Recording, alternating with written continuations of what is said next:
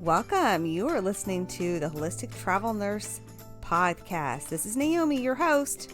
Stay tuned. Hi, Holistic Travel Nurse. In this episode, you are going to learn about diabetes and what you can be doing if you are one of the 30 million people that have been diagnosed and are suffering with diabetes. Let's first talk about who I am. I am the Holistic Travel Nurse. This is all just information. You need to work with a healthcare practitioner, hopefully a functional medicine practitioner I tell you to go see, or a board certified naturopath. This will be just some education, maybe some things that you can use possibly to aid in your health and your health care. So this is my disclaimer in the very beginning.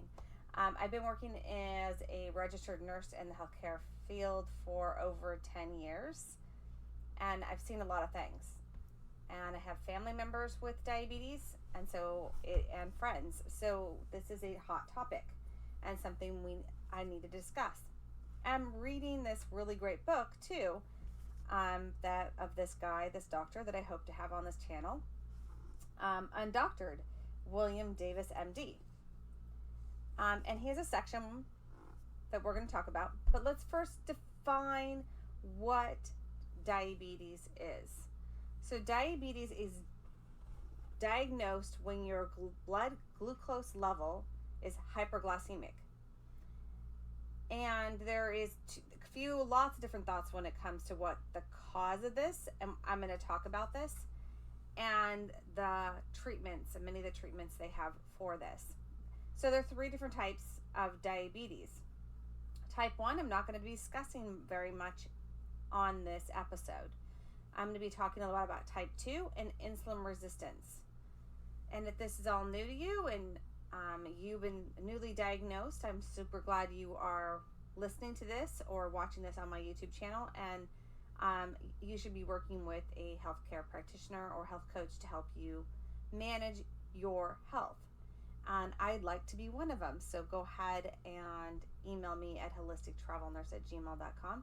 I do answer all my emails, and we'll schedule time one-on-one to talk. So there is this theory that diabetes is genetic, because I'll ask you family history. There is this theory of it being poor diet and overweight. There are all these theories in science and medical.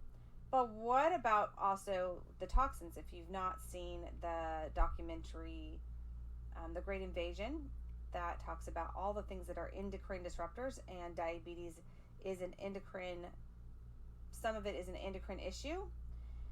So could there be a toxic component to it? Absolutely. So there's all these different possibilities of what diabetes root causes.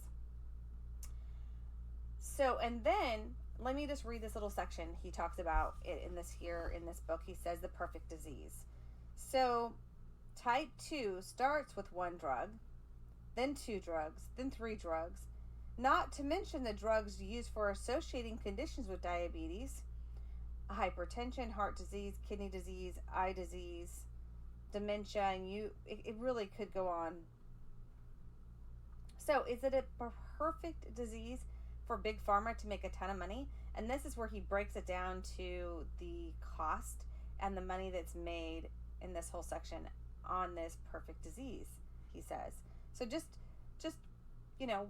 wet your whistle with what he says.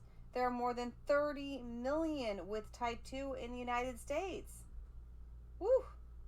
Okay, that is a lot of you that could be listening to this.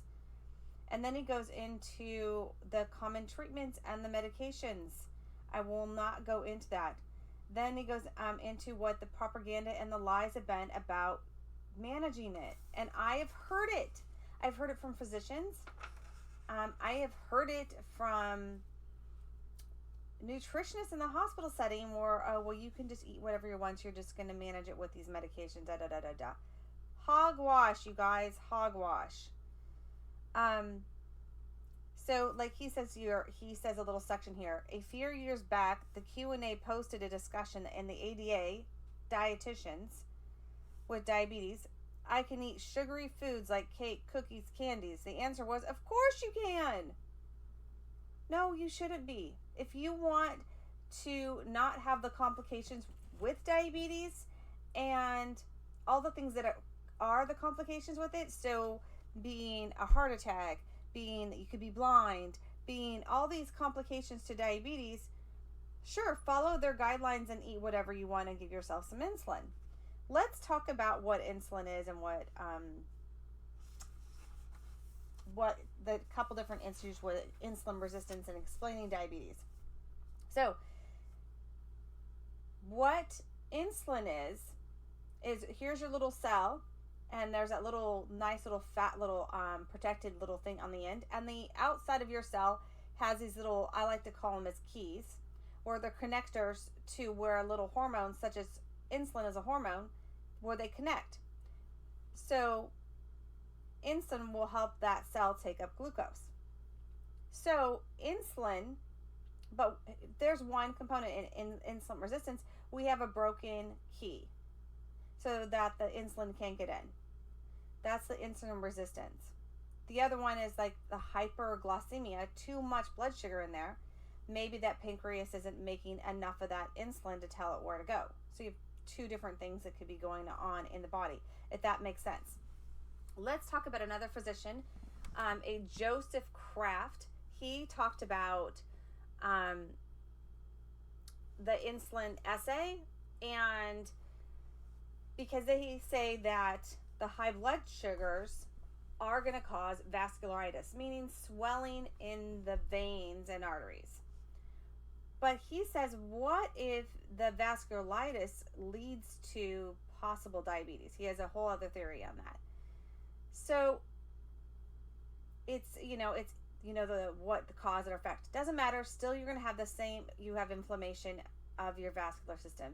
Any inflammation, chronic inflammation in the body, is going to do damage over time.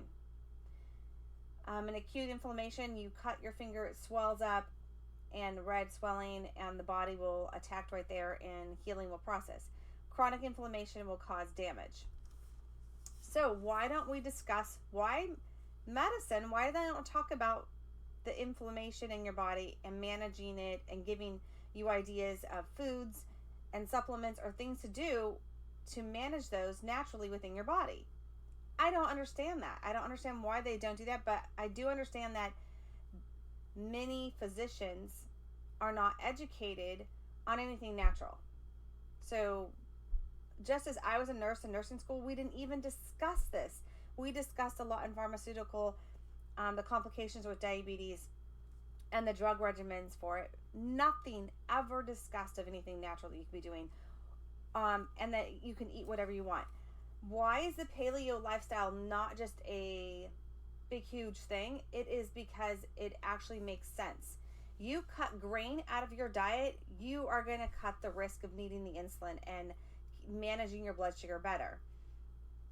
You should not have white sugar in your diet, period. Very, very little.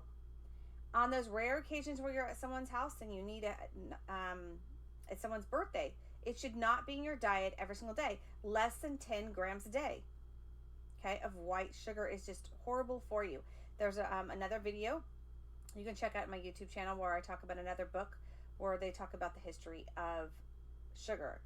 Get that book if you have diabetes and read it. It will be eye-opening for you. Now, as far as many things that you can be doing, Naomi, you're like, okay, so cut out the sugar, cut out the white flour. Oh, what do I eat then? Get some paleo recipes. It makes it hard to go out to eat, but you can have a hamburger, have it naked. Don't eat the bun. Make those small changes and you will see a difference. You will see the difference in your health. You will make a long term. It is a small everyday choices we have that make the biggest impact to our health.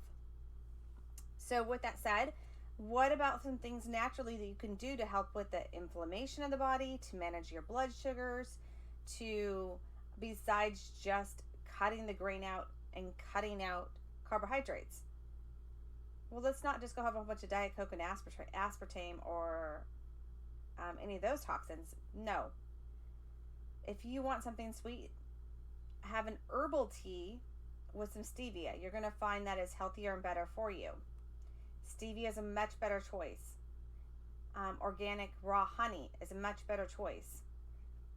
So those are much better choices. Stay away from your aspartame and all those things. And realize when you're shopping all that sugar-free stuff, half that is not sugar-free. You need to look at the carbohydrates and decide how many carbohydrates you're getting. So, and how much that's going to raise your blood sugar. And so what happens, those fast carbohydrates that don't have much fiber, such as a white flour, such as those things, are just going to spike up your, because they're absorbed so quickly, spike up your sugar content so quick.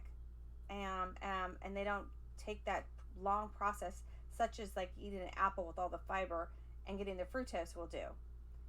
So eating the raw fruit is much better choice for your sugar content if you want some sugar than having a little canned fruit cocktail. Okay, maybe this is stuff you know, maybe you don't, maybe you need to share this with someone you know. Please do, please share this. I'm not going to go way in depth on that, but the dangers is with diabetes is that in managing it in the healthcare system, when they get to an insulin and being on insulin at some point, or any of the medications that they're putting out, hypoglycemic is very dangerous. And so that is a very, very dangerous thing. And they don't even discuss that well with you and educate you well enough that that low blood sugar is very, very, very dangerous. Yes, high blood sugar, really, really high, is also, but the low blood sugar will kill you quicker. If you just want to break it down to what will kill you quicker. So let's go to the nitty gritty. Hey Naomi, what are some things that we can do for my body to naturally that will help with the blood sugars and the inflammation, all those things? So there's a ton of things in nature. There are some essential oils that are going to benefit and aid with your blood sugars. Also some that can help with not feeling less hungry. Also some that are going to help with some inflammation and be good for you. We know about this. We talked about ginger being an incredible one. You know, cook more. Get fresh ginger if you don't have the oil, and cook with it more. It is anti-inflammatory, great for your stomach. It has a many incredible benefits. You can see a video where I just will be talking about ginger. Now, the ginger essential oil of Doterra, you can take it orally and you can cook with it. And those are ones I trust. And it's super potent and powerful. So you only need a couple drops. And so that is something to incorporate into your healthy lifestyle, as you need to be the one cooking your healthy meals at home. If you're eating all those fast foods, you're going to just do damage. And I know it's tempting. I know we eat in a run. If I had the money, I would franchise a huge healthy chain where it's a drive-through, where we can get really good foods and organic. If you want to do that with me, hey, reach out to me. Another incredible thing, another spice that you can use that levels out your blood sugars is turmeric. Turmeric essential oil is so much more potent and powerful than you're going to get on the powder that you can cook with. So you can add a couple of the drops of the turmeric essential oil if you like that flavoring into your cooking. Now, as soon as you heat it up, you're going to not get it the same effect as you were going to do that if you just have it as a salad dressing or something like that.